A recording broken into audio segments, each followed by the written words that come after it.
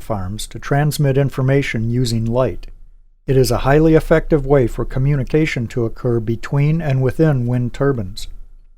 In general, the system consists of a transmitter to produce and encode the light signals, optical fiber to conduct the light signals, and an optical receiver at the destination to decode the light pulses and return them to digital form.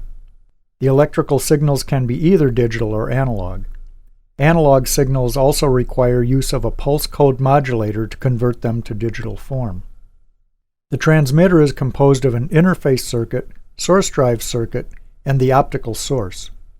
The interface circuit processes the electrical signal, making it compatible with the source drive circuit. In turn, the source drive circuit varies the current to modulate the optical signal. Finally, the optical source changes the electrical energy into light.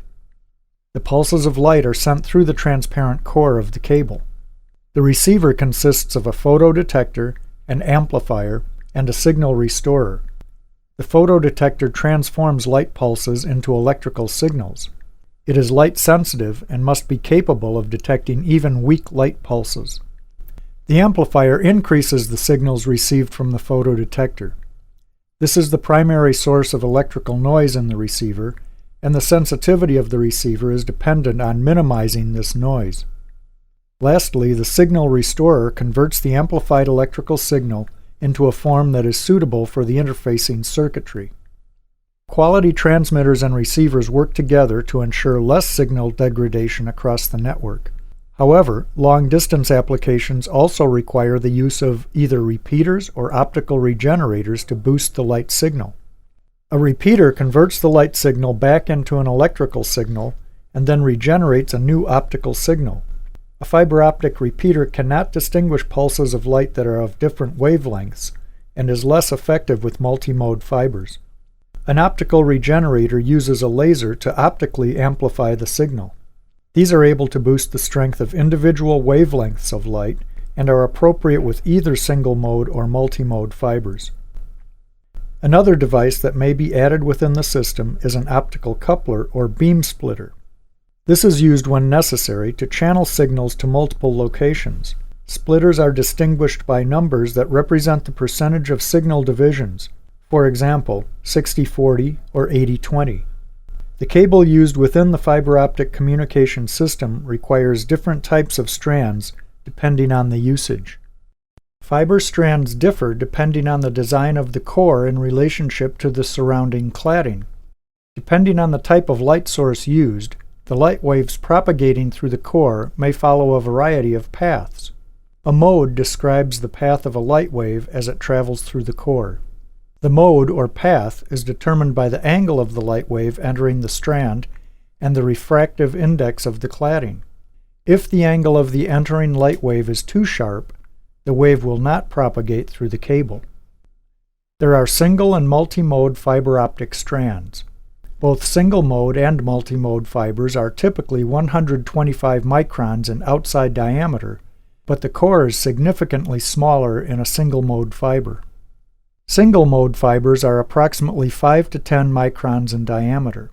A single-mode fiber strand is so minute that it allows a focused laser light entering the core to stay at an angle of 0 degrees without any loss into the cladding.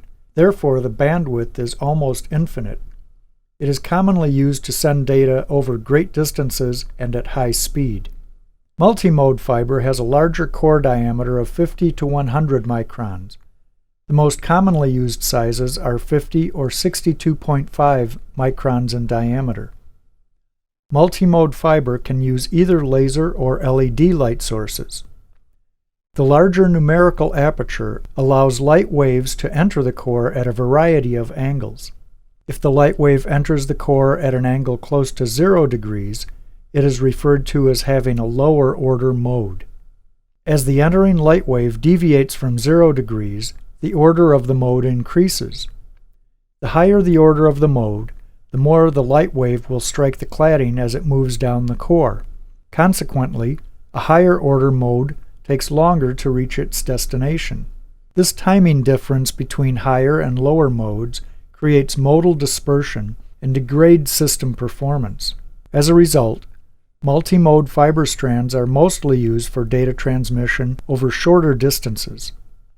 Multi-mode graded index fibers were developed to address the problem of modal dispersion. Graded index fibers have their highest refractive index at the center of the core. The refractive index of the core declines gradually, so that the value at the outer edge of the core equals the refractive index of the cladding. The higher the refractive index of a medium, the slower the light wave will travel. Therefore, this design reduces modal dispersion by allowing light waves in the outer regions of the core to travel faster than those in the center of the core, causing them to reach their destination simultaneously. This reduces signal loss. Historically, single-mode, multi-mode, and multi-mode graded index fiber strands were made of glass. Now, plastic optical fibers have been developed that offer the same effectiveness as glass multi-mode fibers. Plastic optical fiber is much less difficult to install and maintain, making it preferable in many situations.